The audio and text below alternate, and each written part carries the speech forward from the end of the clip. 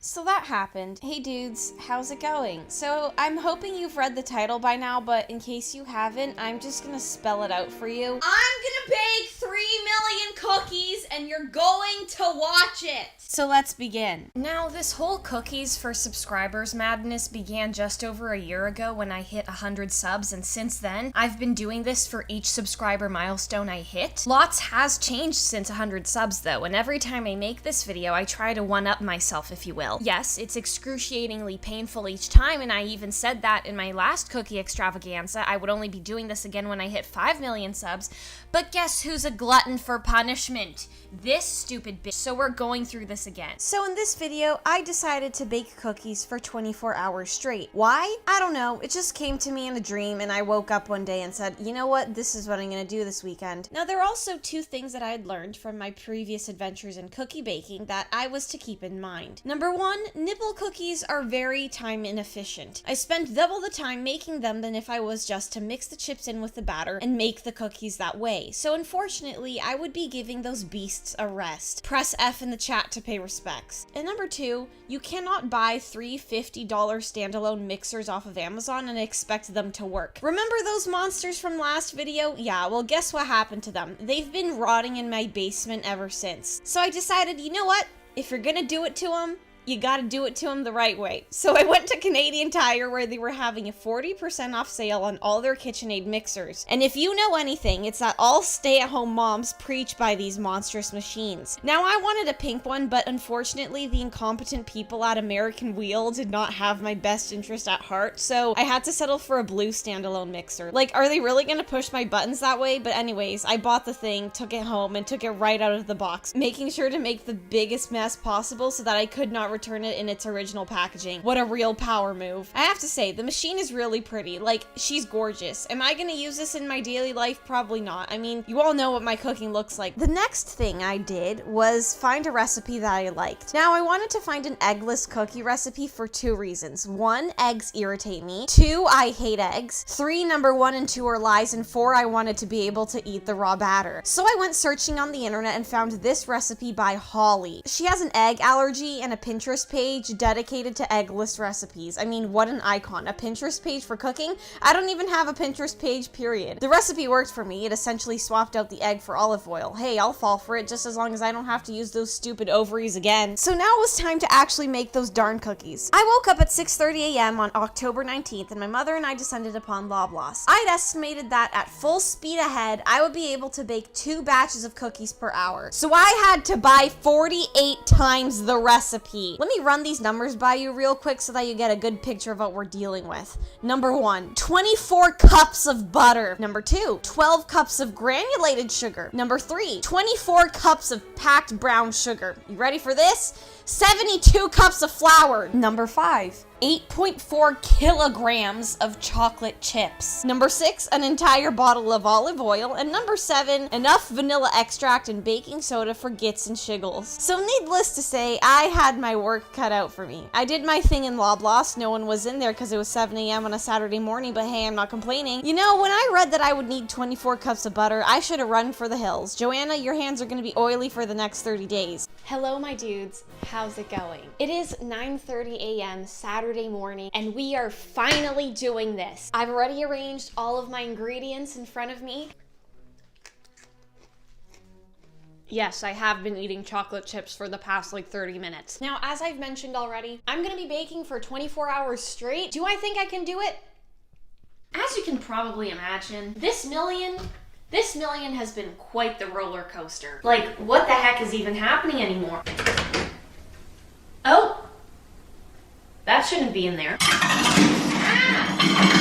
You know, I graduated from high school, I bleached my hair, I turned 18, I got nominated for a Shorty Award, and recently a Streamy Award. Thank you guys so much for that.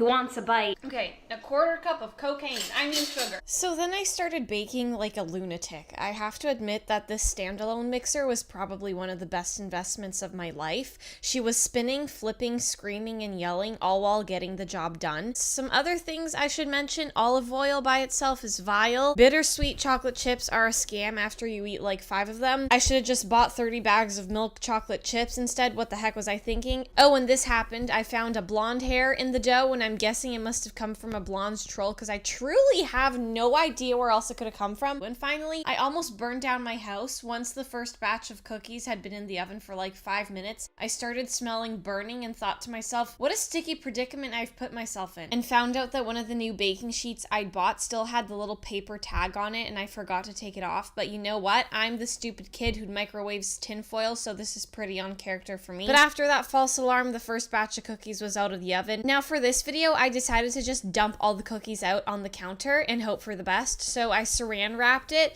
and started furiously pooping cookies all over it. This was a good solution, except for the fact that the entire house smelled of cookies for 3 days after that. I mean, you win some, you lose some, and you smell some. So I think we're still pretty good. At 11 a.m., I was really in it. I was making cookies and eating a lot of them. What? This is the instance where I get to sink my foot in the mud, so you best believe I'm going to do it badly. The only 2 things of interest that happened here was that I, by accident, dropped the tablespoon into the mixer and it got all bent and janky. I also started using the superior milk chocolate chips and my computer battery hit 69%. At 12 p.m. we were entering hour 3. The mountain of cookies was still pathetically tiny in size, but that didn't stop my parents from breaking into my kitchen that they paid for and putting a damper on my progress by eating the fruits of my labor. Like, okay, are you gonna pay for those, Mother Goose? You've already eaten an entire bag of Hershey's chocolate chips, but fair enough, 2 can play at that game.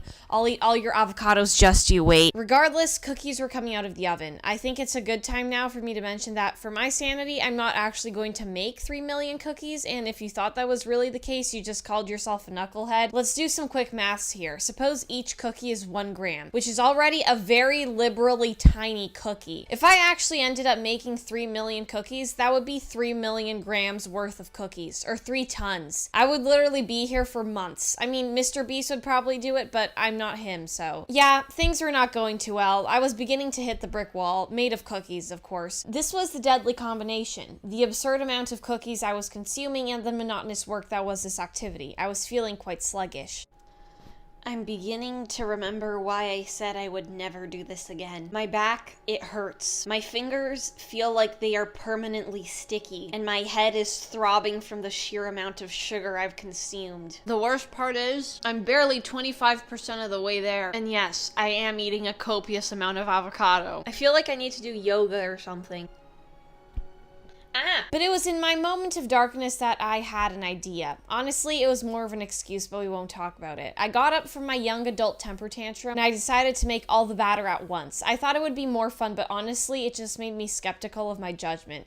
Whatever is left of it anyways. I still had like 30 times worth of the recipe to go through, so it was a long and winding road ahead of me. I was melting 3 sticks of butter at a time. What in the frick is wrong with me? Low-key, I was hoping it would explode in the microwave so I could milk it for more content, but unfortunately, dairy has a rough time in my GI tract, so that was out of the question. Ha ha ha ha! You are such a comedic genius! I also must have missed this, but the brown sugar I bought turned out to be a literal brick. Like, I could decapitate someone with this. It was so hard, it got me scared. Wait, that didn't sound... Then the unspeakable happened. I ran out of chocolate chips. I thought I'd done the calculations correctly, but apparently I goofed. Hard. So obviously I freaked. This was equivalent to having a spoiled wrench thrown into my cooking plans. But fear not, because when in doubt, call Mother Goose. And that's exactly what I did. Thankfully, my mom was doing her mom things out on the road, and she could bring me 3 extra bags of chocolate chips, which she delivered after I made a call of distress to her. The next 2 hours whizzed past me in a blur of butter, sugar, and flour. I don't even know if I was following the recipe anymore. Something was being made, that's for sure. But was it correct? Beats me. I felt like if Gordon Ramsay literally took anabolic lamb sauce steroids. It was crazy. Eventually, I ran out of ingredients though. I had waved my cooking wand and boom, before me sat the most repulsive and grotesquely massive pile of dough I'd ever seen. This thing had its own gravitational field. It was so tall that no longer was it a little g calculation. No. It was officially a big G problem. Put this thing next to a black hole and it would not get sucked in, the hole would orbit it. It was nearly 6 p.m. Believe it or not, but I still had 16 hours to go. Was my sanity fading? Yes, but what had I expected? I was making trays and trays of those suckers and adding to my mountain of cookies at a rapid pace. But let's be honest here, I had essentially made no progress. Sure, the mountain of cookies was growing, metastasizing like some sort of fungal infection of the biscuit variety, but it was painfully slow. The sun set, which reminded me that I still had half a day of dealing with this hellspawn. The cookies, they sat there, mocking me. I'm sorry, what was that? You want to play games? I'll do a lot worse than increase your blood sugar, you mere mortal. Thankfully, at 8 p.m., my dad didn't even ask if I needed help and dove into the batter head first. This was when the biggest advancements were made. Why? Because someone forgot to tell him that the cookies were meant to be small. He was making huge culinary monsters. They were big boys. They weren't single bite Sallies, they were 2-bite Tommies. The only other thing of importance that happened was that my mom just started cleaning everything. She does this sometimes, and honestly, it's the reason why we don't live in a pigsty, but she really was going for it. It was my bedtime, except that I wasn't going to go to bed anytime soon because I had a huge responsibility to no one, nothing, and everything at the same time. Turns out my dad made one batch of cookies and said, okay, see you later, and called it a day. It was time for Mother Goose to take the reins, except that she'd fallen down a Jeffree Star rabbit hole. Did she have a remote clue as to who he was? Hell no. But was she enthralled? Hell yes. So it was up to me and my abilities to keep going, and not gonna lie, I was ready to be done with this. Is this the kind of mental strength you need to run a marathon? I mean, I don't have the patience to do that, let alone the resilience, so I wouldn't know. 3 batches down, 1 million more to go. I don't even know why you're watching this anymore. You're gaining nothing from this. You know, my hands are oily. My glasses, I can't even see through them anymore because they're so oily. Hey. Sorry, okay. Eventually, my mother decided to step in and we tag teamed it. I'll admit this made things a whole 2% better, I'd say. We were 2 cooks out on the stove. Blood was on the baking sheet. Fire was coming out of our whisks. Not even the big bad wolf was able to knock our momentum down.